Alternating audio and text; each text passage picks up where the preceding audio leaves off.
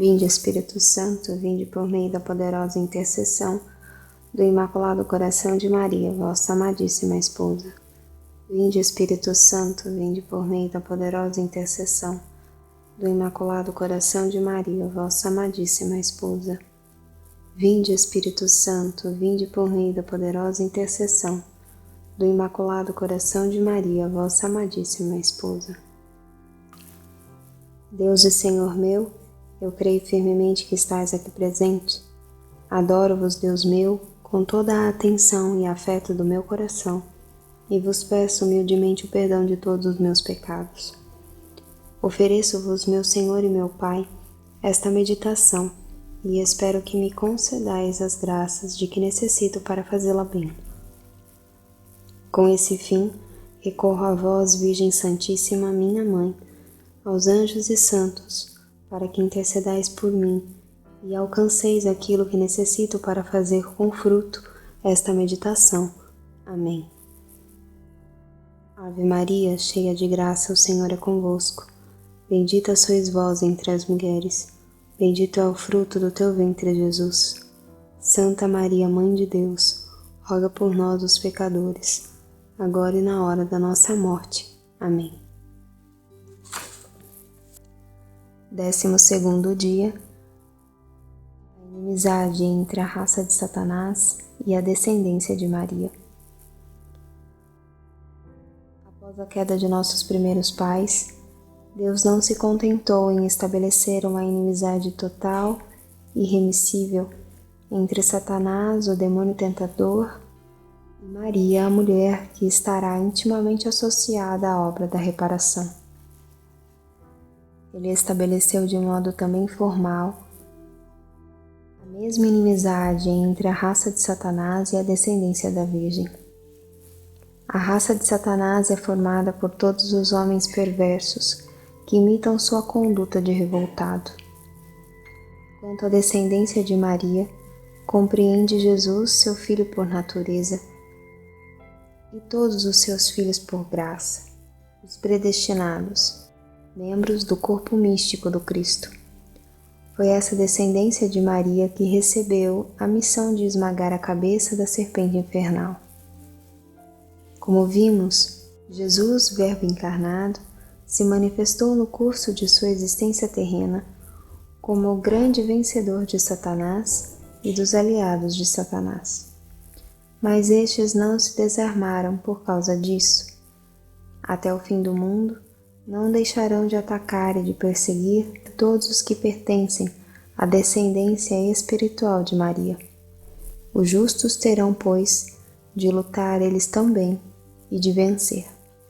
Consideraremos primeiro como o mundo está dividido em dois campos adversos. Compreenderemos melhor, em seguida, o quanto devemos nos felicitar por estarmos do lado dos escravos da Virgem, na certeza de nossa vitória sobre os escravos de Satanás. Os dois campos adversos. É um fato inegável que o mundo se encontra dividido em dois grupos. De um lado, Satanás e a raça dos maus, de outro, Maria e sua descendência. A cidade do mal, Deus, por meio de sua sentença do paraíso terrestre, opôs à cidade do bem. Essa cidade do mal já existia na pessoa de Lúcifer e de seus anjos rebeldes. Sabemos que os espíritos angelicais, no momento de sua criação, foram submetidos a uma prova, a fim de merecerem a entrada no céu da visão beatífica. Em um desígnio de amor, Deus lhes revelava o mistério da encarnação de seu Filho. Esse Filho predestinado a ser seu Rei, não lhes era apresentado em sua glória, nem mesmo na plenitude de sua vida humana, mas na humilhação era uma criança no ventre de sua mãe. Seguindo o orgulhoso Lúcifer, alguns não querem reconhecê-lo e se levantam contra ele. Os outros, sob a liderança de Miguel, tomam sua defesa e o adoram. Houve um grande combate entre eles, Mas o dragão vermelho e seus anjos não puderam vencer, e até mesmo seu lugar foi tirado do céu. Assim, foi em torno da Virgem Mãe do Verbo encarnado que se fez a eterna partilha dos bons e dos maus, do bem e do mal, na criação. O inferno nasceu dessa revolta dos maus anjos, logo transformados em demônios. Compreendemos por esse fato seu ódio contra a Virgem e contra a sua descendência espiritual. No paraíso terrestre, o sinal mariano é levantado novamente, colocando-se desta vez diante da humanidade pecadora. É preciso escolher entre a mulher corredentora e o demônio, corruptor das almas, entre Maria ou Satanás. Não há meio termo. Os homens se dividirão em dois campos, com os anjos. Uns aceitarão o misericordioso plano da redenção, outros rejeitarão essa imensa graça que lhes é oferecida. Os primeiros se colocarão do lado da Virgem, os segundos, por soberba, ficarão do lado de Satanás, o inimigo da mulher e de sua descendência. Haverá os bons e os maus, os obedientes e os rebeldes, os eleitos e os reprovados. Haverá os escravos de Maria e os escravos de Satanás. Entre uns e outros, nenhuma aliança será possível. Deus estabeleceu de Montfort inimizades, antipatias, ódios secretos entre os verdadeiros filhos e servos da Santa Virgem e os filhos e escravos do demônio. Eles não se amam mutuamente, não têm correspondência interior uns com os outros. Os filhos de Belial, os escravos de Satanás, os amigos do mundo, pois é a mesma coisa, sempre perseguiram até aqui e perseguirão mais do que nunca aqueles e aquelas que pertencem à Santíssima Virgem. Como outrora Caim perseguiu seu irmão Abel e Esaú seu irmão Jacó, que são as figuras dos reprovados e dos predestinados. Mas a humilde Maria terá sempre a vitória sobre esse orgulhoso, e tão grande que esmagará a cabeça onde reside seu orgulho. Ela descobrirá sempre sua malícia de serpente. No tempo da encarnação, ela já arrancou dele, por meio de seu divino Filho, esse império do mundo que ele detinha incontestavelmente há milênios. Na manhã de Pentecostes, ela opôs ao seu ódio a força irresistível de conquista da Igreja nascente. A pregação dos apóstolos, sustentada pela virtude do Espírito Santo, permitiu-lhe gerar incontáveis filhos e ver surgirem cristandades magníficas. Durante cerca de 4 séculos, os imperadores pagãos provocaram perseguições sobre perseguições e fizeram milhares de mártires. Essas perseguições são as mordeduras da raça da serpente contra a descendência espiritual de Maria, contra os outros filhos da mulher, revestida de sol e coroada de estrelas. Satanás, por meio de seus cúmplices, obstinou-se em ferir seus corpos com toda sorte de torturas, até provocar sua morte violenta. Da mesma forma que perseguiu Cristo, perseguiu os primeiros cristãos. Sempre foi assim na vida da Igreja. Sobre todas as praias às quais os missionários chegaram para anunciar a Virgem e seu divino Filho, eles arrancaram muitas almas de Satanás, mas Satanás não tardou a suscitar contra eles sangrentas perseguições. Contudo, os mártires sempre triunfaram sobre seus carrascos, e seu sangue derramado se tornou uma semente de novas cristandades para Maria. Mesmo nos países em que a Igreja afirma há séculos o poder de sua hierarquia, se Satanás nem sempre pôde provocar perseguições sangrentas, emprega armas assassinas contra as almas. A laicalização desmedida é a mentirosa e odiosa propaganda comunista. É a imprensa perniciosa cada vez mais invasora com seus livros, revistas com gravuras obscenas. é o mau cinema, são todas as atrações do mundo. Nunca as mordeduras da raça da serpente foram mais venenosas e mais cruéis. Jamais a cidade do mal se levantou tanto contra a cidade do bem. Deus deixou ao demônio o poder de fazer o mal, a fim de dar aos filhos da Virgem a glória de combater e de sofrer para merecer a coroa eterna. Entretanto, esse poder é limitado e durará somente por um tempo. É por isso que vemos o demônio, sabendo que lhe resta pouco tempo, intensificar seu ódio e ganhar em toda parte, para sua causa, multidões de homens perversos, para combater mais do que nunca os fiéis filhos e escravos da Virgem. Como devemos nos felicitar por desejar pertencer a Maria como seus escravos de amor, nessa luta formidável dos últimos tempos anunciada por Montfort, e que terminará com um triunfo majestoso de Jesus Cristo e de seu reino nos séculos dos séculos. A vitória dos escravos de Maria sobre os escravos de Satanás. Mas o poder de Maria sobre todos os diabos se evidenciará particularmente nos últimos tempos, diz Montfort, quando Satanás puser armadilhas ao seu calcanhar, isto é, aos seus humildes escravos e aos seus pobres filhos, para declarar guerra contra Satanás. Eles são pequenos e pobres segundo o mundo e rebaixados diante de todos como calcanhar, pisados e perseguidos como calcanhar o é em relação aos outros membros do corpo. Mas em compensação serão ricos em graça de Deus, que Maria lhes distribuirá abundantemente, grandes e destacados em santidade diante de Deus, superiores a toda criatura por seu zelo animado, e tão fortemente apoiados do socorro divino, que com a humildade de seu calcanhar, em união com Maria, esmagarão a cabeça do diabo e farão triunfar Jesus Cristo.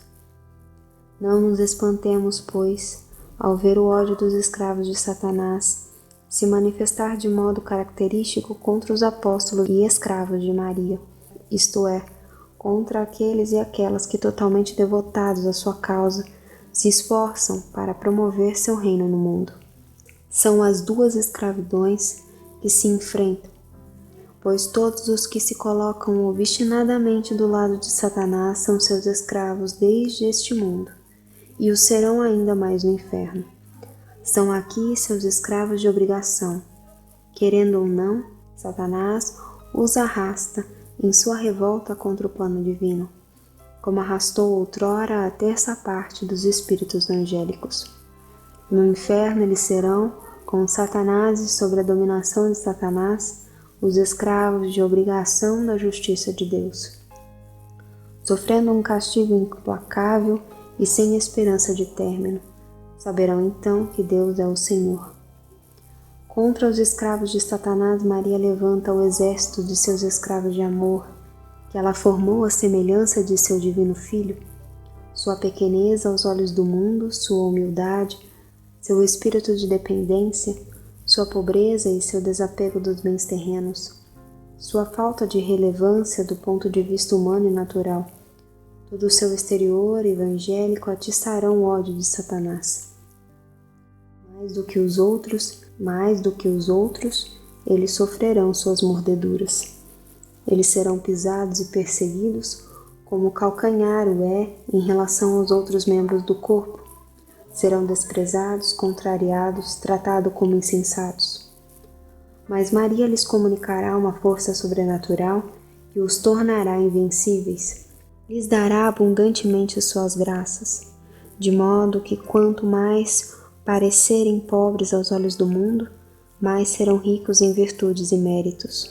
Quanto mais forem vistos como pequenos e desprezados, mais serão grandes e elevados em santidade diante de Deus. Eles serão superiores a toda criatura por seu zelo avivado, o que quer dizer que seu apostolado não se deterá nem diante dos poderes infernais enfurecidos, nem diante dos poderes humanos cúmplices, e se sentirão tão fortemente apoiados pelo socorro divino, que com a humildade de seu calcanhar em união com Maria, esmagarão a cabeça do diabo. Arrancarão muitas almas de sua escravidão, converterão os pecadores, recuarão as fronteiras do que ainda lhe resta como império. E eles farão triunfar Jesus Cristo, e estabelecerão seu reino, esse reino magnífico que todas as almas santas esperam, e pelo qual oram e se sacrificam. Será o belo triunfo da era mariana, pois Deus quer que sua Santa Mãe seja agora mais conhecida, mais amada, mais honrada do que nunca. Foi por Maria que a salvação do mundo começou e é por Maria que ela deve ser consumada. Maria quase não aparece na primeira vinda de Jesus Cristo, mas na segunda, isto é, nos últimos tempos, que precederão a aparição do Salvador na glória de seu triunfo, Maria deve ser conhecida e revelada pelo seu Espírito Santo. Pelo Espírito Santo, a fim de fazer, por meio dela, conhecer, amar e servir Jesus Cristo. Maria deve brilhar mais do que nunca em misericórdia, em força e em graça, nesses últimos tempos. Em misericórdia para reconduzir e receber amorosamente os pobres pecadores e desviados que se converterão e voltarão à Igreja Católica. Em força contra os inimigos de Deus que se revoltarão terrivelmente para seduzir e fazer cair, por meio de promessas e ameaças, todos os que lhes forem contrários. E por fim, ela deve brilhar em graça, como vimos, para animar e sustentar os valentes soldados e fiéis servos de Jesus Cristo que combaterão por seus interesses. É muito visível que entramos nessa era mariana das grandes lutas da Igreja. Se por um lado vemos o exército dos escravos de Satanás mais organizado e mais decidido do que nunca, por outro lado, é incontestável que cada vez mais almas veem a perfeita consagração. Regozijemo-nos, pois, por desejar, por nossa consagração, caminhar à frente do exército do bem. Tendo chegado ao término do período preliminar de nossos exercícios preliminares, não podemos dar a Maria um prazer maior do que renovando entre suas mãos as promessas do nosso batismo. Nossos 12 dias nos preparam admiravelmente para isso. Visto que estamos decididos a seguir não a Satanás, o príncipe do mundo, mas a Jesus Cristo, a sabedoria eterna e encarnada, digamos com todo o fervor de nossa alma: renuncio para sempre a Satanás, a todas as suas seduções e as suas obras de pecado, e entrego-me para sempre a Jesus Cristo. Ele é o único Senhor, o Senhor humilde e manso, e não mente jamais. Ele é a verdade por essência, é o verbo de luz, é a sabedoria encarnada. Sabendo, somente Ele diz as palavras que conduzem à vida eterna, e permaneço em santidade enquanto guardo seu ensinamento. Deposito esta renovação de minhas promessas batismais entre as mãos de Maria Imaculada, rogando humildemente que ela coloque em minha alma a inimizade que o próprio Deus estabeleceu entre ela e o demônio. Peço-lhe que torne essa inimizade total, sem corrupção, irredutível e eterna. Assim, ela me receberá no dia da minha perfeita consagração, entre seus escravos de amor, que dão inteiramente a ela, para pertencer inteiramente a Jesus Cristo.